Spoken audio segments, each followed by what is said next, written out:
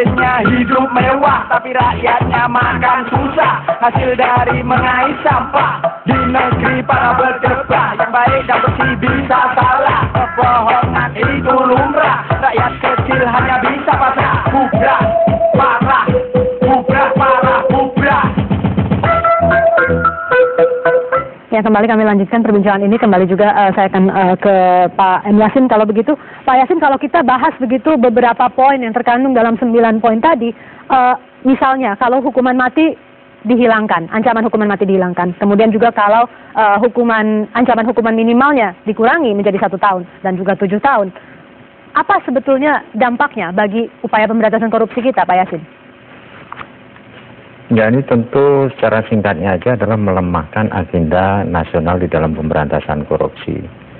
Jadi kalau hukuman mati saja ada di pasal yang sekarang undang-undang yang ada itu masyarakat tidak takut, bagaimana kalau dihilangkan? Ya kan?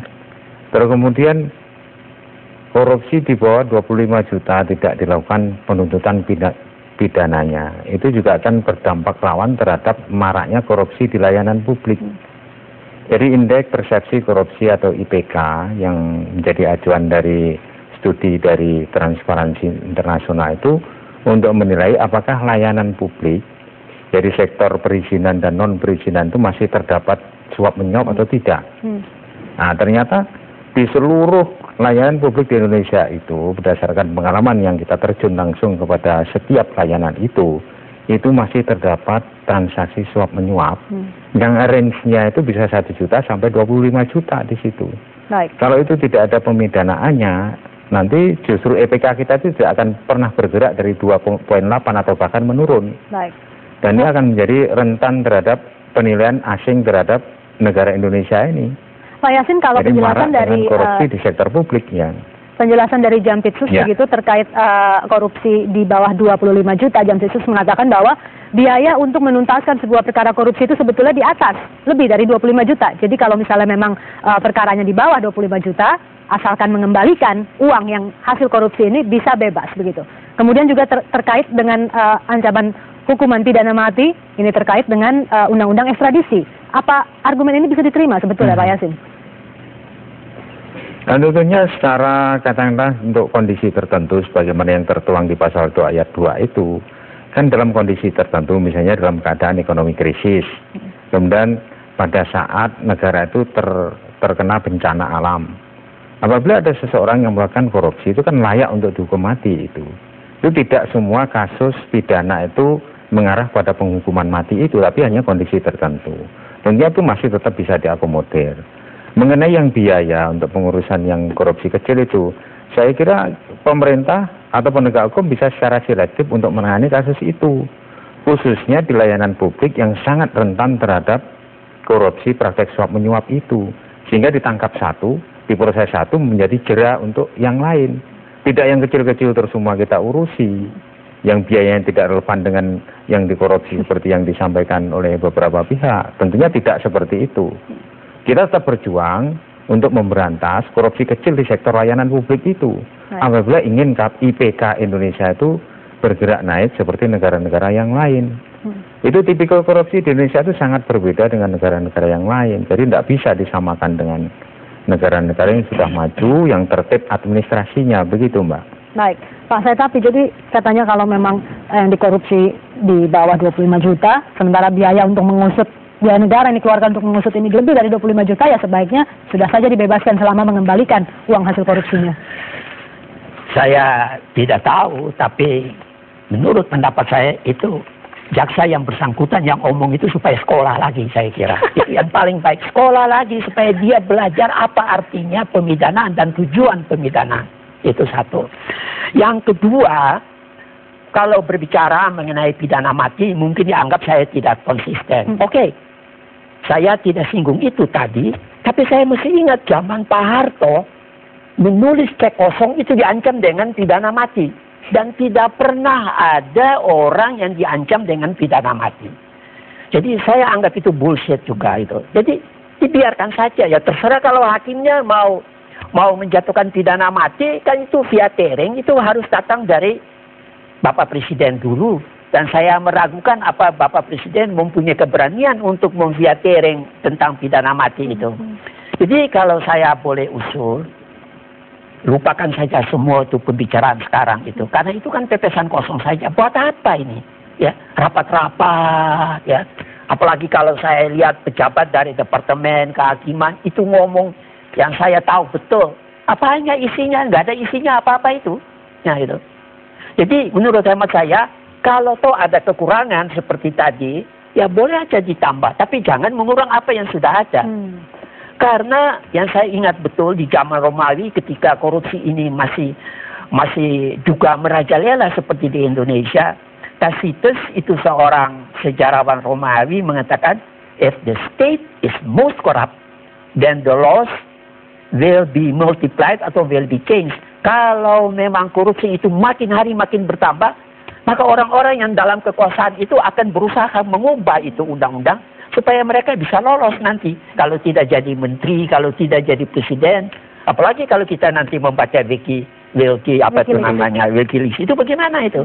Jadi saya kira daripada ribut membicarakan hal itu, sebaiknya anggota DPR membicarakan lain-lain dulu yang paling penting. Ya toh, misalnya mengenai itu gedung DPR, mengenai bagaimana ini di mana-mana dari Aceh sampai di Irian, banjir, longsor itu semua, nggak ada satu orang pun anggota DPR itu yang membicarakan hal ini. Jadi saya tanya dalam hati saya, apakah ini memang keinginan anggota DPR ataukah apakah ini rekayasa dari parpol atau partai yang bersangkutan? Ini juga satu tanda tanya besar. Atau apakah ini sudah mendapat persetujuan diam-diam dari Bapak Presiden? Siapa yang paling diuntungkan jika memang ada revisi nanti terhadap undang-undang? Kalau ini ada revisi seperti tadi dikatakan, jelas para koruptor itu. Apalagi yang sekarang sedang berkuasa di mana-mana mengatur semua ini. Mafia hukum. Mafia hukum itu, kalau pakai istilah yang sebetulnya juga, ya oke dah lah, setuju aja mafia. Ya, tapi saya sendiri sebetulnya enggak begitu srek. Tapi apa istilahnya, Pak? Ya kalau mafia itu kan ada godfather-nya, ada officialnya itu. Ya sudahlah kita pakai sajalah untuk sekedar memudahkan. Tapi sebetulnya saya tidak begitu sepakat. Jadi yang sekarang ini menurut hemat saya, berikan kesempatan sekarang kepada KPK. Jangan seperti pernah terjadi itu cicak dan buaya. Terus Kapolri yang lama itu bilang sudah P21. Kalau sudah P21 kok tidak diteruskan pengadilan. Tahu-tahu dibilang nggak jadi atau apa itu. Akhirnya putar-putar-putar, jadilah mereka bilang deponering. Yang sebetulnya kalau dalam tulisan-tulisan di Belanda sekarang ini bukan deponering tapi seponering. Ya oke deh lah, Bu. Kita ikuti saja lah ya. Kita ikuti saja. Asal jangan sampai diarahkan ke arah yang clear yang tadi juga sudah dikemukakan oleh rekan kita ini. Baik, saatnya untuk closing statement dari dua narasumber kita. Saya ingin ke Pak Yasin. Untuk terakhir, Pak Yasin, upaya untuk pelemahan KPK sepertinya akan terus ada begitu, Pak Yasin. Bagaimana KPK akan bisa melawan ini? Nah, tentunya ini menjadikan suatu agenda kita untuk memberikan pemahaman yang luas kepada masyarakat bahwa pemberantasan korupsi yang dilakukan secara konsisten oleh KPK ini sebenarnya bukan untuk KPK sendiri, tapi untuk masyarakat Indonesia. Jadi untuk tertibnya negara ini di dalam menjalankan tugas ketatanegaraannya begitu. Agar Indonesia itu menjadi bersih lah. Kalau korupsi tidak ada, maka berdampak kepada kemakmuran masyarakat. Itu mimpi kita kan seperti itu ke depan di Indonesia. Begitu, Mbak. Oke, baik. Saya ke Bung Zainal terakhir, silahkan. Iya, apapun itu saya pikir ada masalah berarti secara internal pemerintahan. Kalau kemudian Presiden sendiri belum memandang itu, belum melihat itu dalam sebuah sidang kabinet, tapi kemudian menterinya sudah berkoar-koar di mana-mana kan, artinya ada masalah gitu. Jangan-jangan memang Presiden harus menegur sendiri beberapa hal dari menteri itu. Itu yang pertama. Yang kedua adalah harusnya ada cara berpikir ulang soal melihat kembali bahwa korupsi ini penting. Korupsi ini adalah hal yang yang selalu kita ucapkan sebagai extraordinary. Yang kedua adalah bahwa ini adalah well organized. Karena perlawanannya memang harus adalah perlawanan yang luar biasa juga. Lalu kemudian perlawanan yang well organized. Jadi kalau kemudian dipikirkan hal-hal 25 juta dan sebagainya, berarti orang tidak melihat sebagai ini sebuah well organized. Ini tidak sebuah kejahatan luar biasa. Karena kalau penegakan hukum dihitung berdasarkan berapa jumlah, ya bagi saya kita sedang berdagang, hitungan dagang, dan hitungan dagang tidak tepat diterapkan dalam hitungan hukum. Hitungan hukum berapapun biayanya terpaksa harus kita tegakkan karena itu adalah bagian dari proses Itu yang hukum. harus Itu yang harus dilakukan. Oke, baik. Kita tidak melihat biayanya. Kalau kita mau hitung biaya, maka mendingan kita bubarkan DPR misalnya yang sempat tidak menyelesaikan satupun undang-undang Komisi 1.